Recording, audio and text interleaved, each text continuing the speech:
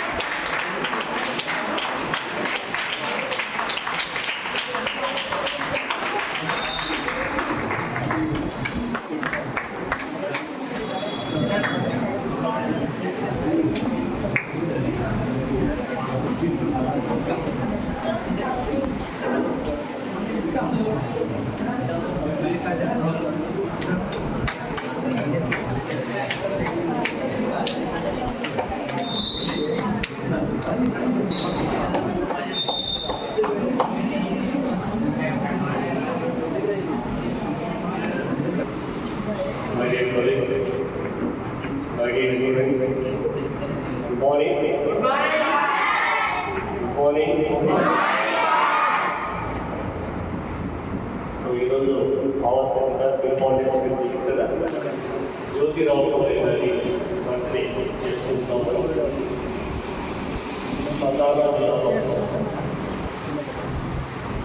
పూణేలో ఒక మార్పుల పాల్గొంటుంది. చిన్నప్పుడే వాళ్ళ ఫాదర్ దగ్గర కూరగాయల వ్యాపారంలో సహాయం చేసుకుంటూ, వారు చిన్న ఉన్నప్పుడే వాళ్ళ అమ్మ చనిపోవడము, తర్వాత ఈక్వాలిటీ కోసం పోరాడి పూణేలో మొట్టమొదటి గర్ల్స్ స్కూల్ స్టార్ట్ చేసి, మొట్టమొదటిసారి వితంతువులు మ్యారేజ్ చేసి, మొట్టమొదట వితంతువుల కోసం సపరేట్ హాస్పిటల్ ఓపెన్ చేసి, జీవనోద్ధరణ వరకు ఇప్పుడు వాళ్ళ సంస్కృతిలో ఇక్కడ సమాజ సేవ కోసం అహర్నిశలు ఆయన చేసిన కృషి. ఇక్కడ స్వార్థం అనేది లేకుండా ఆనాటి కాలంలో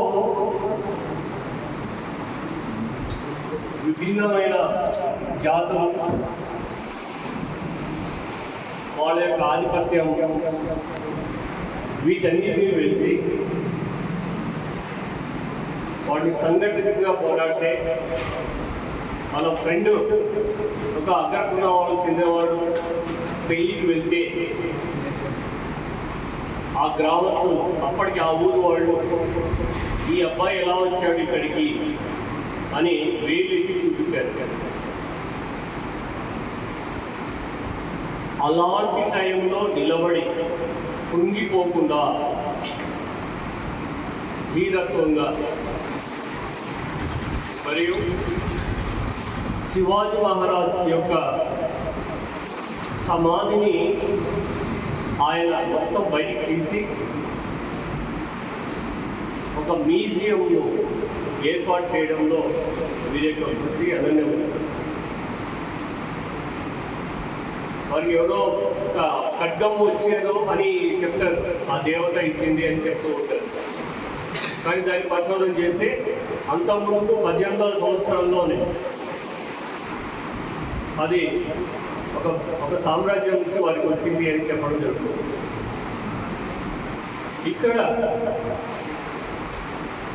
మనల్ని జాగృతం చేయడానికి, మనలోని నెగిటివ్ థింగ్స్ తీసేయడానికి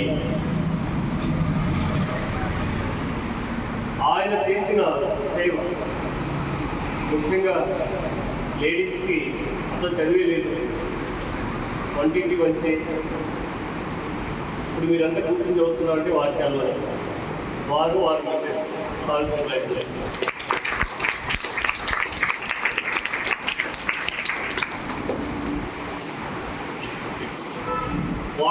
వాళ్ళిద్దరికి పిల్లలు అవసరం, పిల్లలు లేకుండా సమాజం కోసము తోడ్పాటు పడాలి అని వాళ్ళు నిశ్చయించుకొని ఈ విధంగా మహామనిషిగా మన మధ్యలో జీవిస్తున్నారు. జ్యోతిరావు పూలే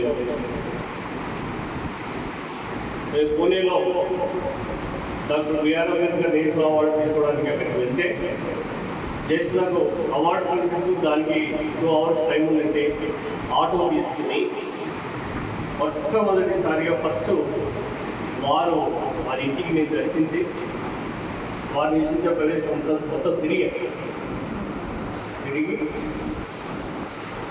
వారు మామిడి చెట్లు వేస్తే నేను పోయే టయానికి వర్షం పడితే ఆ వర్షంలో 2 పళ్ళు కింద పడితే ఆ 2 పళ్ళు తీసుకుని తిన్నారు.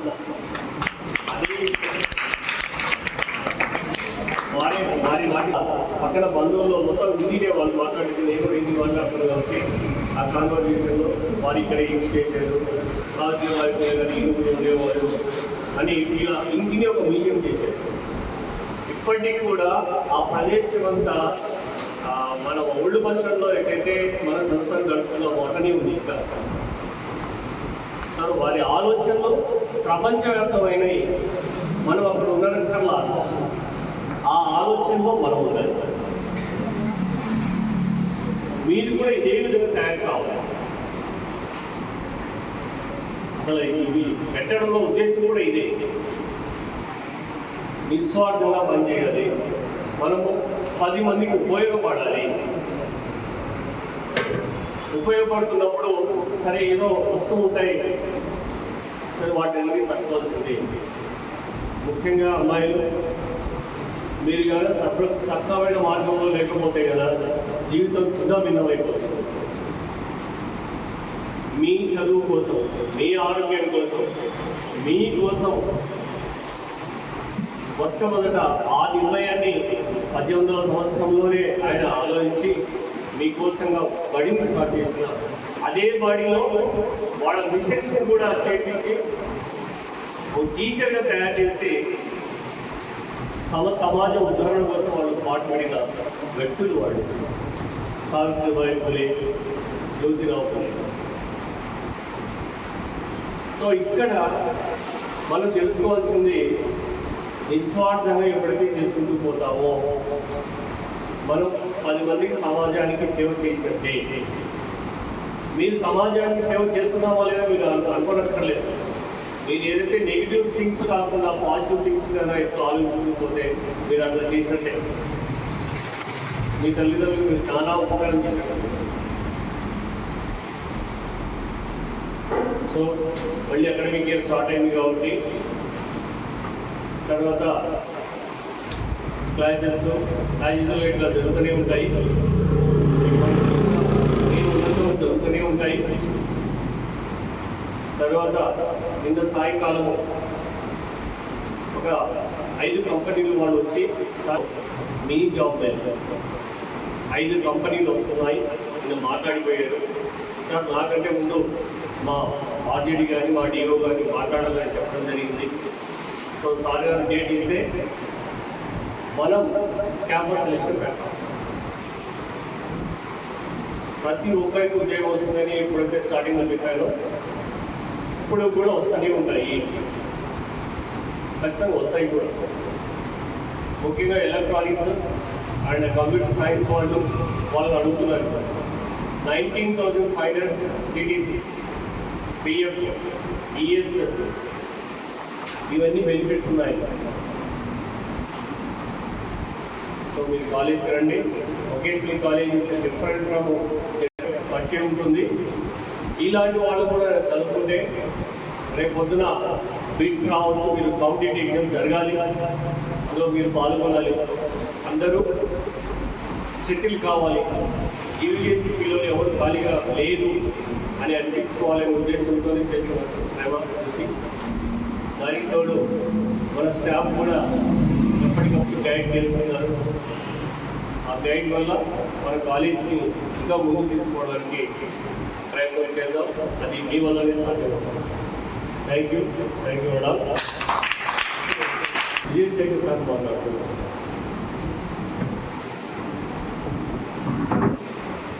Good morning. రేపటి దినం అనగా 11th ఏప్రిల్ మహాత్మా జ్యోతిరావు పూలే, జ్యోతిబా పూలే అంటాము, మహారాష్ట్రలో జన్మించినటువంటి ఒక వ్యక్తి. ఆయన జన్మదిన జయంతిని రేపటి దినం నిర్వహించుకోవాలి. అయితే రేపటి రోజు సెకండ్ సాటర్డే సెలవు దినం కాబట్టి మనం ఈరోజే ఈ కళాశాల కార్యక్రమాన్ని నిర్వహించుకుంటున్నాం. ముందుగా అందరం కలిసి అతనికి ఘనమైన నివాళులు అర్పించాము. ఎందుకు నివాళులు అర్పిస్తున్నాం ఒక వ్యక్తి కంటే, అతను తన కోసం జీవిస్తే ఎవరు నివాళులు అర్పించారు? సమాజం కోసం మరి తన జీవితకాలం అంతా కృషి చేసి సమాజ స్థాపన కోసం, కుల వివక్ష నిర్మూలన కోసం, స్త్రీల యొక్క విద్యాభివృద్ధి కోసం, విద్య కోసం నిరంతరం శ్రమ చేసినటువంటి వ్యక్తి ఎవరు? జ్యోతిరావు పూలే లేదా జ్యోతిబా పూలే.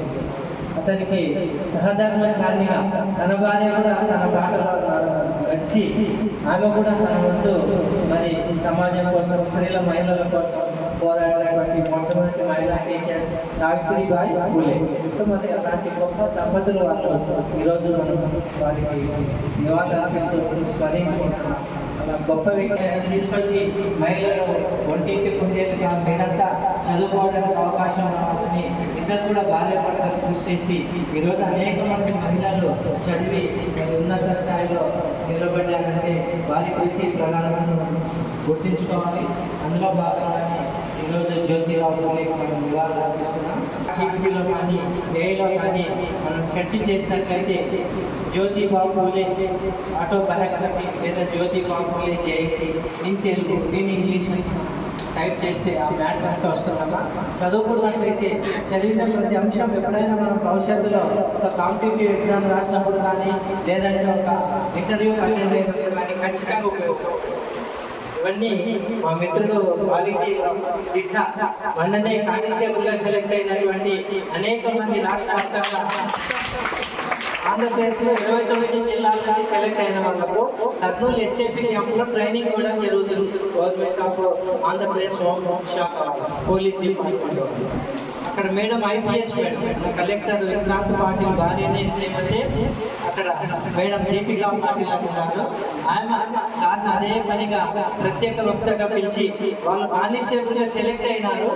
విధుల్లో జాయిన్ అయిన తర్వాత వాళ్ళ యొక్క విధి విధానాలు ఏంటి, క్వాలిటీ ఏంటి, ఏ చట్టాలు ఏ అంశాలు పాటించాలని సుదీర్ఘ ఉపన్యాసం ఇచ్చి మరి వాళ్ళలో చైతన్యం నింపినటువంటి మంచి వ్యక్తులు మా శివయ్య. అకౌంటింగ్ అండ్ ట్యాక్సేషన్ గ్రూపుల లెక్చరర్ మాతో పాటు పనిచేశారు. 2008-9 అకాడమిక్ ఇయర్లో టౌన్ మోడల్లో చేశారు. సుదీర్ఘంగా 30 సంవత్సరాల పైన అనుభవం ఉన్న లెక్చర్ ఉంది.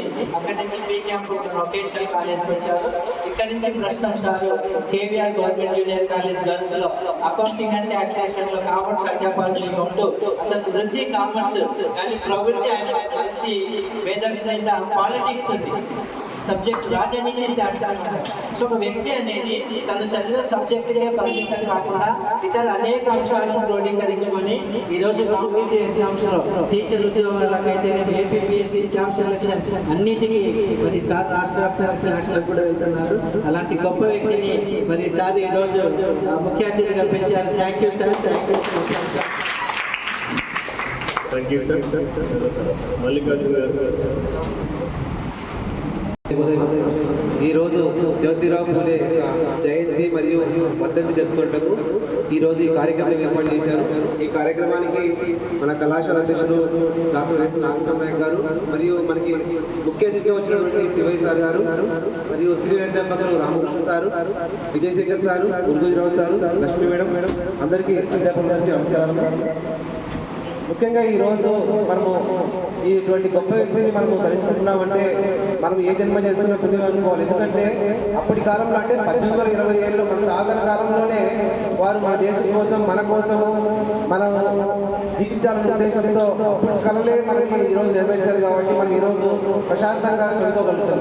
ముఖ్యంగా చెప్పాలంటే వారు మహారాష్ట్రలోని అంటే అప్పట్లో బొంబాయి అనేవారు, ఇప్పుడు మనం మహారాష్ట్ర అంటున్నాం. అప్పుడు బొంబాయిలో పూణే ప్రాంతంలో వారు జన్మించినప్పటికీ వారు చిన్న వయసులోనే అంటే 13 ఏళ్ళకే పెళ్లి చేసుకున్నాడు. 9 ఏళ్ళకే సావిత్రిబాయి పూలేని వివాహం అన్నాడు.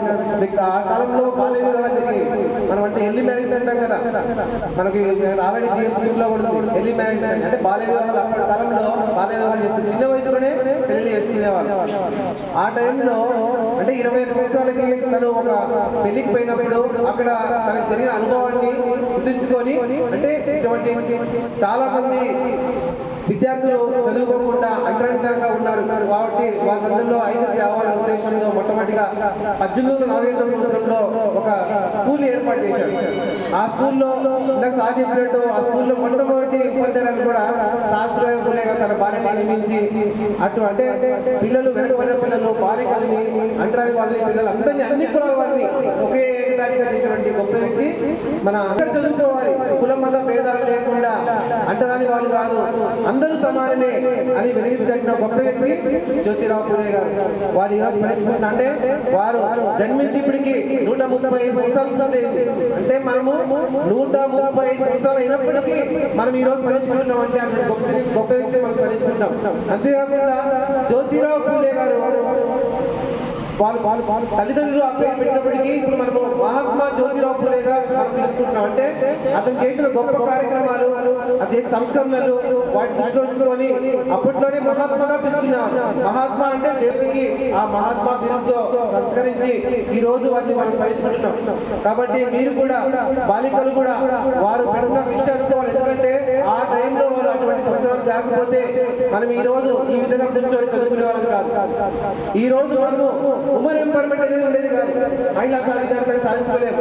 కాబట్టి ఈ రోజు మనం వారిని గొప్పగా స్మరించుకోవాలి. ఎందుకంటే అటువంటి గొప్ప నాయకులు మన కోసం ఎన్నో పోరాటాలు, ఎన్నో సేవలు, ఎన్నో జైలు శిక్షలు అనుభవించుంటారు. నిద్ర లేకుండా అటువంటి శిక్షలు అనుభవించి కూడా మన కోసం భావితరాలు బాగుండాలి, ముందు ముందు అందరూ అంటరానితనం లేకుండా ప్రజలందరూ సమానము, అందరూ బతకాలనే ఉద్దేశంలో ఇటువంటి వారు గొప్పవారు మనం స్మరించుకుంటున్నాం. కాబట్టి ఈ రోజు వారిని స్మరించుకొని ఇలాగే మనకి ఇచ్చిన అవకాశాన్ని మనం సద్వినియోగం చేసుకోవాలి. మనం పుట్టినందుకు మనం దేశానికి ఏం చేయకపోయినా కూడా మన వరకు మనం సాయం మనం చేసుకోగలగాలి. ఇప్పుడు మనం దేశానికి చేసేంత గొప్పవారు కాకపోవచ్చు, కాబట్టి మన కుటుంబాన్ని మనం చేసుకోవాలి, మన కుటుంబాన్ని మనం పోషించుకోగలగాలి. అటువంటి శక్తి మీకు రావాలి. కాబట్టి మీరు కూడా ఉమెన్ ఎంపవర్మెంట్ మానేసాన్ని సాధించుకొని గొప్పగా బతకాలని, రేపు పొద్దున ఫ్యూచర్లో మంచి పేరు ప్రకారం సాధించుకోవాలని ఆశిస్తూ నాకు ఈ అవకాశం ఇచ్చినటువంటి ప్రిన్సిపల్ వారికి ధన్యవాదాలు తెలియజేస్తున్నాను. Thank you. So women empowerment పెద్ద వ్యాస సబ్జెక్ట్ సార్ ఒక మంచి పాయింట్ తర్వాత రావుకృష్ణ సార్ మాట్లాడుతుంది. ఈనాటి సమావేశానికి అధ్యక్షత వహించిన ప్రిన్సిపల్ డాక్టర్ నాగస్వామి నాయక్ గారు, ముఖ్య అతిథిగా చేసిన శివయ్య గారు, సీనియర్ లెక్చరర్స్, విద్యార్థి గారు, good morning to all of you. ఒక వ్యక్తిని 200 సంవత్సరాల తర్వాత కూడా మనము స్మరించుకుంటున్నామంటే ఆ స్మరించుకోవడంలో గొప్పదనమేమో వారి గొప్పదనమేమో మీకే తెలుసుంటుంది అనమాట. 200 సంవత్సరాలు 1827లో వారు జన్మించారు. ఇప్పుడు మనము 2026లో ఉన్నాం. 199 సంవత్సరాలైంది. ఆ వ్యక్తిని మనం స్మరించుకుంటున్నామంటే వారి సేవలు అనేక సామాన్యమైనమైన. ఇంకొక ముఖ్య విషయం అంటే భారతదేశంలో మొట్టమొదటి సంఘ సంస్కర్త ఎవరంటే జ్యోతిరావు పూలే గారు. వారు సమాజంలో ఉన్న అసమానతలు పరిశీలించి ఎందువల్ల సమాజం ముందుకు పోవడం లేదు, ఆర్థికంగా కానీ అభివృద్ధి చెందడం లేదు అని పరిశీలన చేసి మహిళలు చదువుకుంటే మహిళలకు అక్షరాభ్యాసం వస్తాయి. ఆ అక్షరాభ్యాసం ద్వారా వారి కుటుంబాన్ని అన్ని విషయాలు తెలియజేయగలరు అని ఆలోచన చేసి మహిళా అభివృద్ధికి తోడ్పడ్డారన్నమాట. ముఖ్యంగా మహిళలకు స్కూల్స్ ఏర్పాటు చేశారు. ఆ కాలంలో 200 సంవత్సరాల కిందటే వారు పుట్టిన తర్వాత ఒక 20 సంవత్సరాల తర్వాత స్టార్ట్ అయిందనమాట. వాళ్ళ అభివృద్ధికి చాలా తోడ్పడ్డారు. సో వాళ్ళ అభివృద్ధి వల్ల వారు చేసిన 200 సంవత్సరాల కిందటే ఏర్పడిన ఫౌండేషన్ వల్ల ఇప్పుడు మహిళలు అన్ని రంగాలలో ఆర్థికంగా కానీ సామాజికంగా కానీ రీసెర్చ్లో కానీ చాలా అభివృద్ధిలోకి వచ్చారు. ప్రతి రంగంలో ఉన్నారన్నమాట. అది వారి యొక్క కృషి ఫలితమే. మీరు కూడా ప్రతి ఒక్క అమ్మాయి బాగా చదువుకోవాలి. మంచి అవకాశాలు ఉన్నాయి. అవకాశాలు మీ దగ్గరికి వస్తాయి. చదువుకోకపోతే మీరు అవకాశం దగ్గరికి పోవాలి. సో మంచి అవకాశాలు ఉంటాయి చదువుకుంటాం కాబట్టి మీ దగ్గరికి అవకాశం వచ్చేటట్టు అంత మంచి చదువుకొని మీ చదువుకు సార్థకత చేకూర్చాలని తెలియజేస్తూ చదువు. Thank you sir. So Shekhar గారు సార్ గారు చెప్పినట్టుగా ఎంతోమందికి జ్ఞానం చేసేటట్టు కోచింగ్ ఇస్తూ గ్రూప్ 2 పోలీసు వాళ్ళకి, తర్వాత వేరే క్యాడెట్స్ వాళ్ళకు కోచింగ్ ఇస్తూ 30 ఏళ్ళుగా కర్నూలులో అసలు ఒక్కొక్కసారి వాళ్ళ స్టూడెంటే వారికి అధికారం అయిపోయింటారు. ఆ స్టూడెంట్ దగ్గర సాధిపోతూ ఉంటాడు. అది చాలా తేలిగ్గా ఉంటుంది. అనుభవించేవాడికి తెలుస్తుంది. అలాంటి వాళ్ళందరినీ తయారు చేసిన మన శివయ్య సార్ గారిని మాట్లాడుతాముగా కోరుతున్నాం.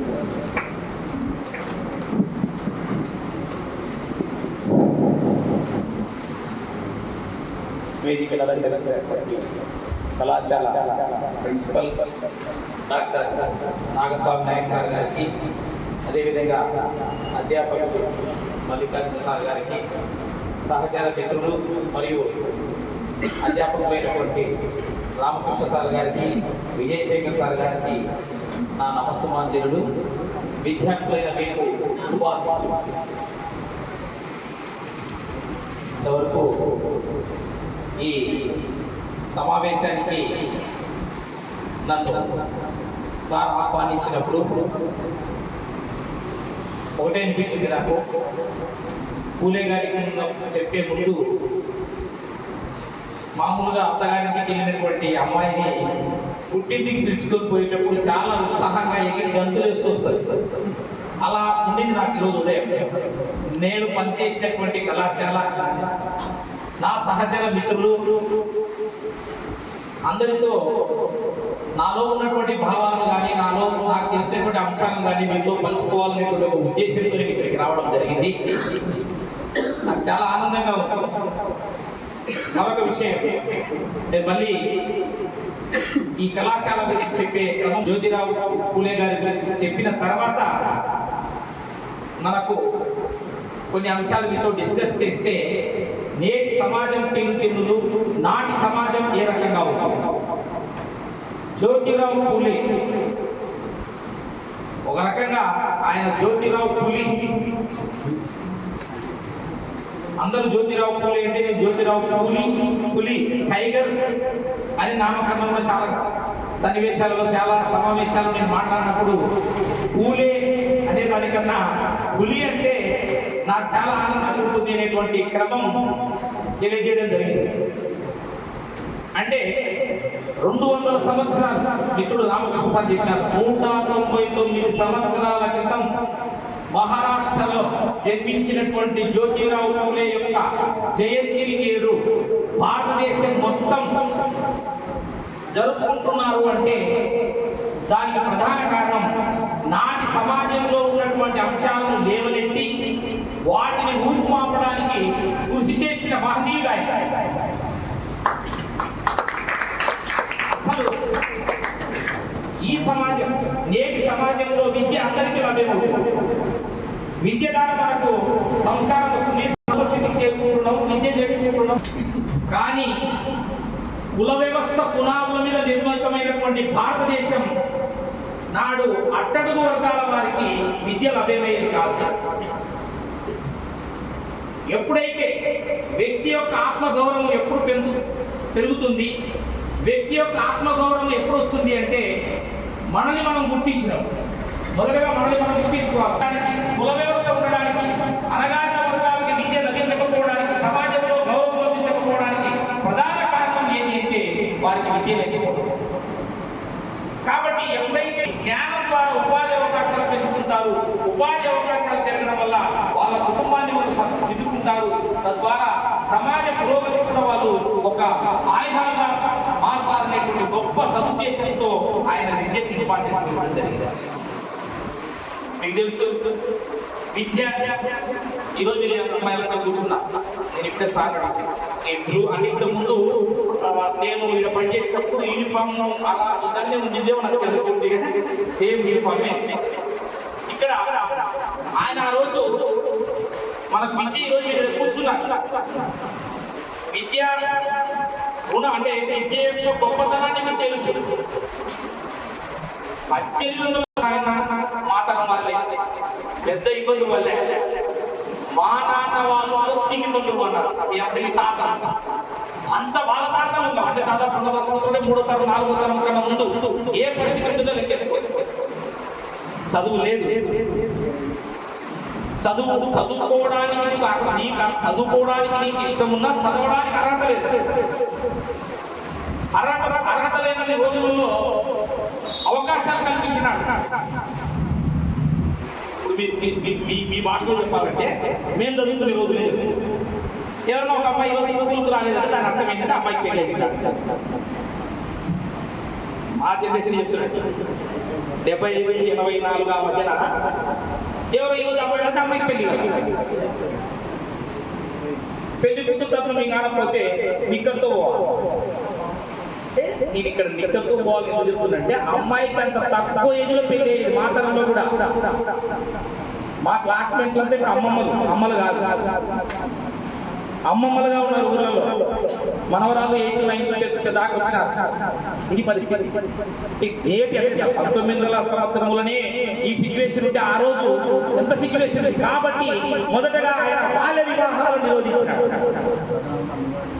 బాలబాలికలకు అంటే చిన్నపిల్లల్లో ఏజ్లో ఆయన అన్నాడు ఆ బాధ. చిన్నపిల్లలప్పుడు ఏం తెలుస్తుంది, పూర్వకాలం కొట్టాడుకుంటే తర్వాత ఇద్దరు భార్య ఎప్పుడు పెళ్ళైంది మీకు అని సినిమాలో చూపిస్తారు.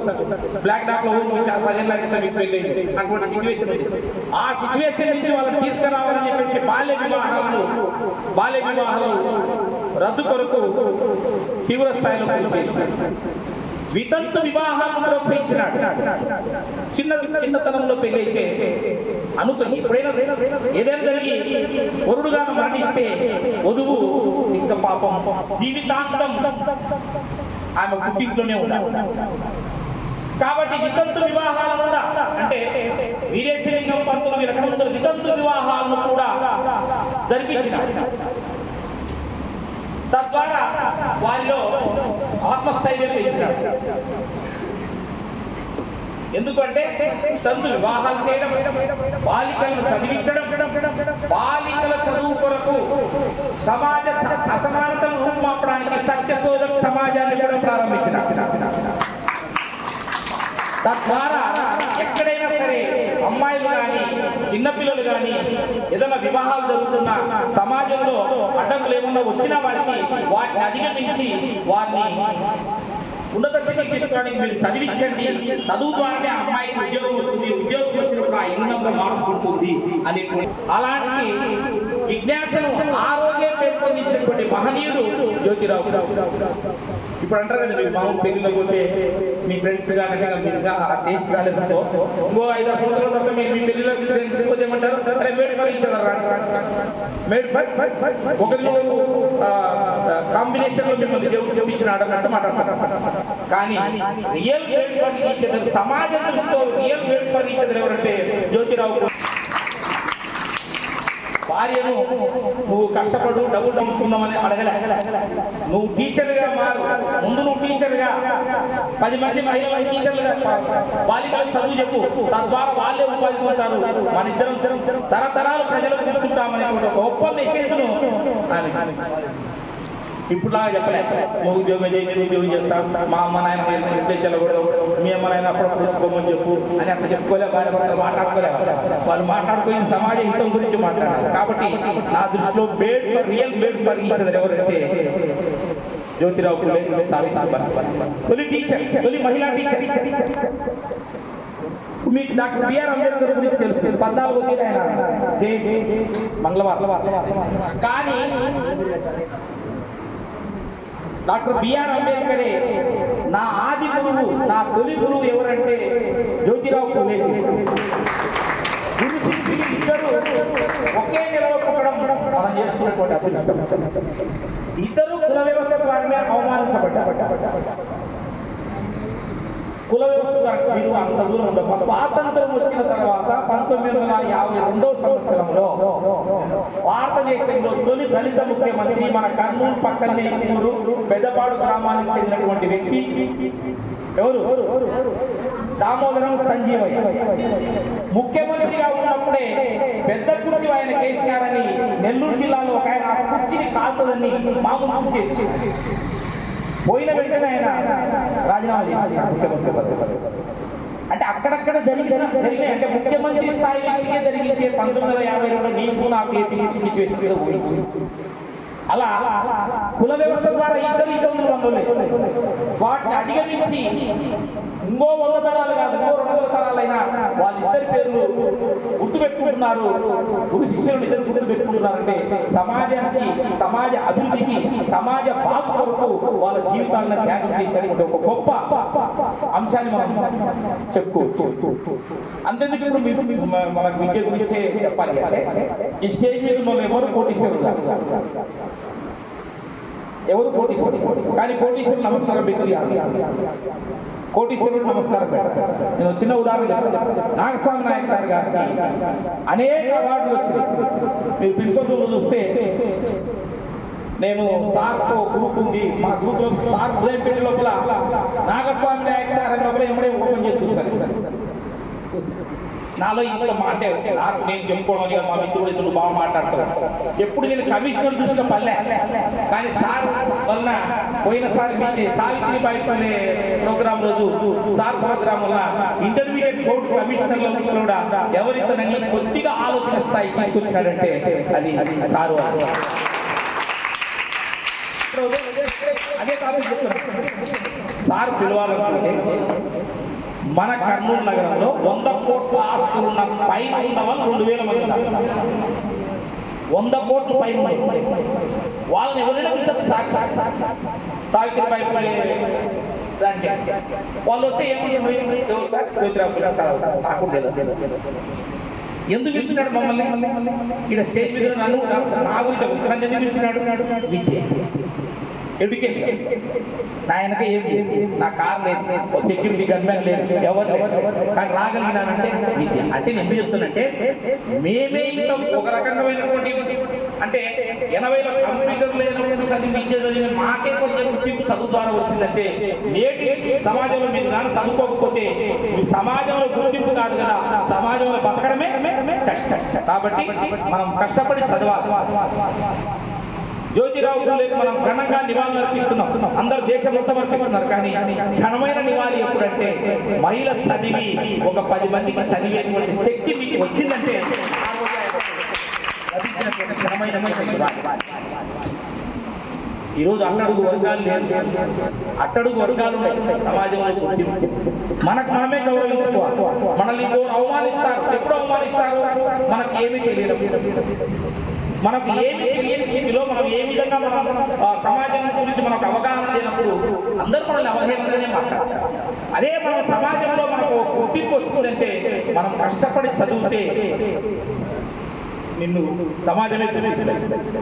అదే అంటారు, తల వంచి చదివితే నిన్ను తలెత్తకుండా చేసేది ఏంటంటే విద్యనే మీరు తలెత్తలేటట్టు చేస్తుంది.